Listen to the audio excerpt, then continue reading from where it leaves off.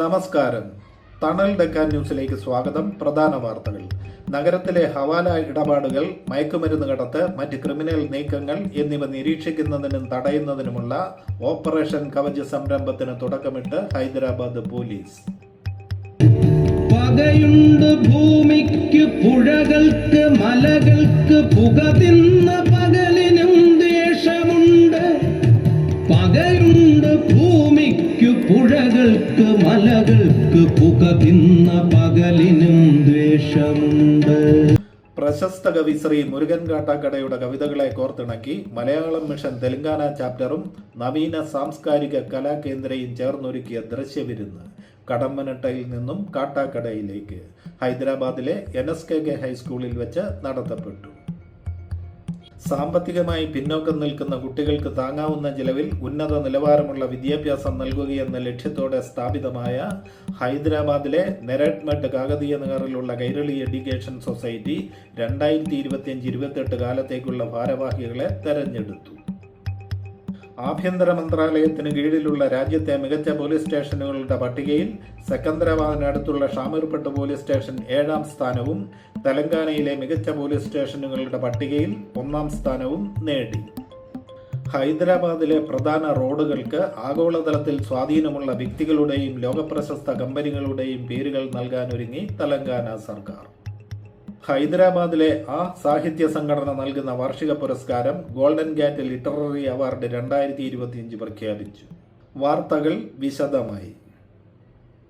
നഗരത്തിലെ ഹവാല ഇടപാടുകൾ, മയക്കുമരുന്ന് കടത്ത്, മറ്റ് ക്രിമിനൽ നീക്കങ്ങൾ എന്നിവ നിരീക്ഷിക്കുന്നതിനും തടയുന്നതിനുമുള്ള ഓപ്പറേഷൻ കവച് സംരംഭത്തിന് തുടക്കമിട്ട് ഹൈദരാബാദ് പോലീസ്.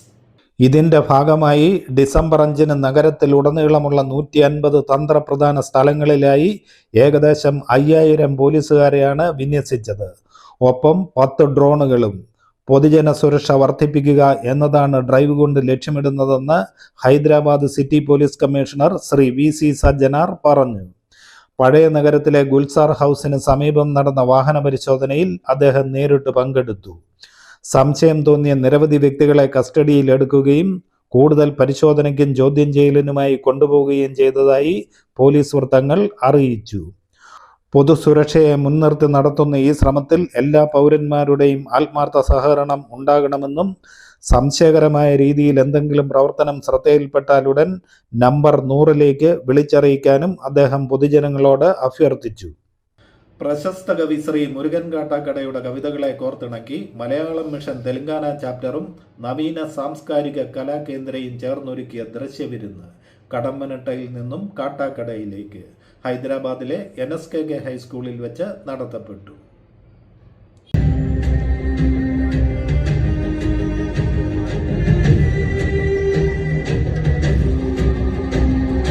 വേട്ടയാടി കാട്ടുമൃഗം കൂട്ടിവച്ച തീറ്റയെ കട്ടെടുത്തു തിന്ന പോൽ നികൃഷ്ടനീതി സ്ത്രീധനം.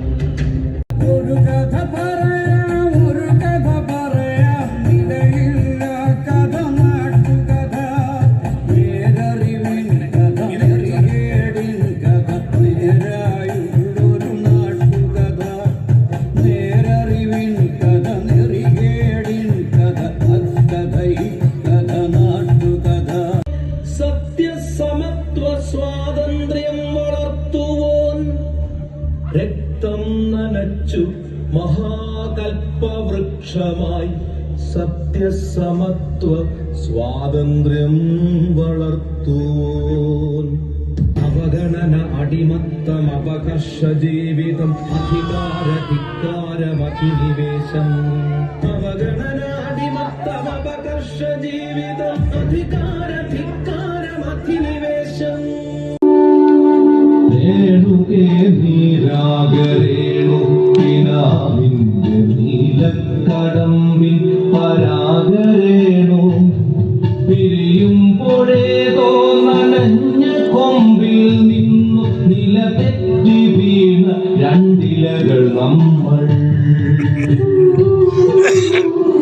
രേണുകേ നാം രണ്ടു മേഘശകലങ്ങളായി അകലേക്കു മറയുന്ന ക്ഷണഭംഗികൾ. മഴവില്ലു താഴെ വീണുടയുന്ന മാനത്ത് വിര വിരഹമേഘ ശ്യാമഘന ഭംഗികൾ. സൗഹൃദങ്ങളോടി നടന്ന് സ്കൂളു നിറച്ചൊരു കാലം, ആ കാലം സൗഹൃദകാലം ഇനിയും വരില്ലാട്ട. കൂടാതെ മലയാളം മിഷൻ ഡയറക്ടർ കൂടിയായ കവിയുടെ ജീവചരിത്രത്തെ ആസ്പദമാക്കി ഒരു കഥാപ്രസംഗം ഷാട്ട്നഗർ മലയാളം മിഷൻ മേഖലയിൽ നിന്നുള്ള ശ്രീമതി ടിസയും സംഘവും ചേർന്ന് അവതരിപ്പിച്ചു. മലയാളം മിഷൻ അധ്യാപകൻ ശ്രീ ബിനു മാഷിന്റെ ചിത്രപ്രദർശനം സ്റ്റേജിന് ഇരുവശത്തുമായി ഒരുക്കിയിരുന്നത് ഏറെ ആകർഷിക്കപ്പെട്ടു. പ്രോഗ്രാമിന്റെ വിജയത്തിനു വേണ്ടി ഒപ്പം നിന്ന NSKKയോടും അവസാന നിമിഷം വരെ പരിപാടികൾ ആസ്വദിച്ചിരുന്ന സദസ്സിനോടുമുള്ള നന്ദി Telangana chapter secretary Shri KD ഉദയനും മലയാളം മിഷൻ തെലങ്കാന ചാപ്റ്ററിന്റെ പ്രസിഡന്റ് ശ്രീ പ്രദീപും രേഖപ്പെടുത്തി. സാമ്പത്തികമായി പിന്നോക്കം നിൽക്കുന്ന കുട്ടികൾക്ക് താങ്ങാവുന്ന ചിലവിൽ ഉന്നത നിലവാരമുള്ള വിദ്യാഭ്യാസം നൽകുകയെന്ന ലക്ഷ്യത്തോടെ സ്ഥാപിതമായ ഹൈദരാബാദിലെ നെരട്ട്മെട്ട് കാകതീയ നഗറിലുള്ള കൈരളി എഡ്യൂക്കേഷൻ സൊസൈറ്റി 2025-28 കാലത്തേക്കുള്ള ഭാരവാഹികളെ തെരഞ്ഞെടുത്തു. നവംബർ 23 രാവിലെ 10 മണി മുതൽ നടന്ന വാർഷിക പൊതുയോഗത്തിൽ വച്ചാണ് പുതിയ ഭാരവാഹികളെ തെരഞ്ഞെടുത്തത്. ശ്രീ രവി മൂത്തേടത്തിനെ പ്രസിഡന്റായും ശ്രീ MK ശശികുമാറിനെ വൈസ് പ്രസിഡന്റായും കേണൽ P സുന്ദരേശ്വരനെ സെക്രട്ടറിയായും ശ്രീ CV രാജഗോപാലനെ ജോയിന്റ് സെക്രട്ടറിയായും ശ്രീ KN ഗംഗാധരനെ ട്രഷററായും തെരഞ്ഞെടുത്തു. എക്സിക്യൂട്ടീവ് കമ്മിറ്റിയിൽ ശ്രീ PK കൃഷ്ണനെ ചെയർമാനായും ശ്രീ RB ശർമ്മയെ കറസ്പോണ്ടന്റായും Shri E Sukumaran, Shri P Viswanathan Nair, Shri KS Nair, Shri A Jayan Menon, Shri N Madhusudanan, Shri B Keshavankutty, Shri Ramesh Sivaraman, Shri BK Balan, Shri Sandeep Gopalakrishnan, Shri MBR Nair, Shri JS Pillai, Shri P Sethumadhavan, doctor Raghunatha Menon എന്നിവരെ മെമ്പർമാരായും തെരഞ്ഞെടുത്തു. ഇന്റേണൽ ഓഡിറ്ററായി തെരഞ്ഞെടുത്തത് ശ്രീ വേണുഗോപാലനെയാണ്. അഡ്വൈസറി കമ്മിറ്റിയിലേക്ക് തെരഞ്ഞെടുക്കപ്പെട്ടവർ Shri KCS Kurup, Shri RG Nair, Shri A Madhavan, Shri N Madhusudanan, Shri E Sukumaran എന്നിവരാണ്. യോഗത്തിന് ശേഷം ഉച്ചഭക്ഷണവും ഏർപ്പാട് ചെയ്തിരുന്നു. ആഭ്യന്തര മന്ത്രാലയത്തിന് കീഴിലുള്ള രാജ്യത്തെ മികച്ച പോലീസ് സ്റ്റേഷനുകളുടെ പട്ടികയിൽ സെക്കന്ദരാബാദിനടുത്തുള്ള ഷാമീർപട്ട് പോലീസ് സ്റ്റേഷൻ 7ാം സ്ഥാനവും തെലങ്കാനയിലെ മികച്ച പോലീസ് സ്റ്റേഷനുകളുടെ പട്ടികയിൽ 1ാം സ്ഥാനവും നേടി. ആഭ്യന്തര മന്ത്രാലയത്തിന്റെ വാർഷിക ലിസ്റ്റിൽ 7ാം സ്ഥാനം നേടിയ ഷാമീർപട്ട് പോലീസ് സ്റ്റേഷൻ തെലങ്കാനയിലെ 1ാം സ്ഥാനം നേടിയ പോലീസ് സ്റ്റേഷൻ കൂടിയാണ്. പരാതികളിന്മേലുള്ള ഇടപെടലുകൾ, സമയബന്ധിതമായ പരിഹാരം, മികച്ച അറ്റകുറ്റപ്പണികൾ, ശുചിത്വം, പരിസ്ഥിതി സംരക്ഷണം, ജീവനക്കാരുടെ പെരുമാറ്റം, കുറ്റകൃത്യങ്ങളെയും കുറ്റവാളികളെയും ട്രാക്ക് ചെയ്യുന്നതിനുള്ള ഫലപ്രദമായ നെറ്റ്വർക്ക് സിസ്റ്റംസ് എന്നിവയുടെ അടിസ്ഥാനത്തിലാണ് റാങ്കിംഗ് വിലയിരുത്തുന്നത്. മെഡ്ചൽ DCP കോട്ട് Reddy, additional DCP Purushottam, SP ബാലഗംഗി റെഡ്ഡി, ഇൻസ്പെക്ടർ ശ്രീനാഥ് എന്നിവരുൾപ്പെടെയുള്ള മുതിർന്ന ഉദ്യോഗസ്ഥർ ഷാമീർപട്ട് പോലീസ് സ്റ്റേഷൻ ജീവനക്കാരെ അഭിനന്ദിച്ചു. ഹൈദരാബാദിലെ പ്രധാന റോഡുകൾക്ക് ആഗോളതലത്തിൽ സ്വാധീനമുള്ള വ്യക്തികളുടെയും ലോകപ്രശസ്ത കമ്പനികളുടെയും പേരുകൾ നൽകാനൊരുങ്ങി തെലങ്കാന സർക്കാർ. ആധുനിക വ്യവസായത്തെയും ആഗോള ബന്ധങ്ങളെയും രൂപപ്പെടുത്തിയ നേതാക്കളെയും സംഘടനകളെയും ആദരിക്കുന്നതിനൊപ്പം നഗരത്തിന് കൂടുതൽ അന്താരാഷ്ട്ര ദൃശ്യപരത നൽകുക എന്നതാണ് ഈ സംരംഭത്തിന്റെ ലക്ഷ്യം.